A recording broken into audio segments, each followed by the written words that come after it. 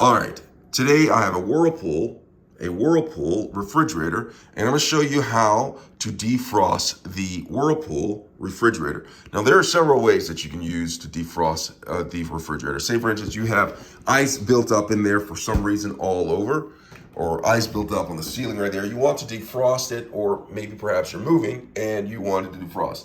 Now, when you're defrosting the refrigerator, be aware that your food may spoil or may go bad if you do this, so you have to probably throw it away or put it in another cool place to keep it from actually reaching a temperature that's unsafe for it.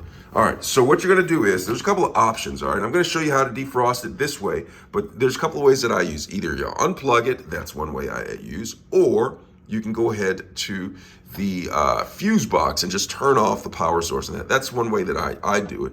All right, you may be different. And then there is the way with the controls on the Whirlpool refrigerator. All right, as you can see, there's lights on right here. Now the setting right here is down to the recommended cooling setting right here. You know, you can come up here and adjust it just like this. If you come up here, it says all lights on for coldest setting. You can do that if you'd like, just like that. But you have this right here where it says cooling off on right there. Do you see that switch right there? It says cooling off or on. Now hold for 4 seconds to turn cooling on or off. Right now it's currently on, so I'm gonna go ahead and hold this for 4 seconds.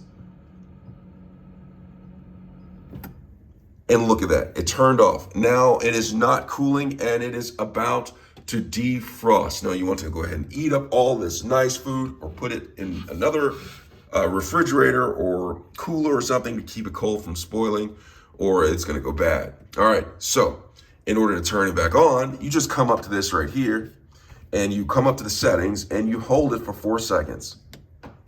2, 3, 4, and it turns back on. And it's blinking, and look at this. It's gonna go back to the recommended settings. I can go ahead and make adjustments to take it to the right cooling that I want to.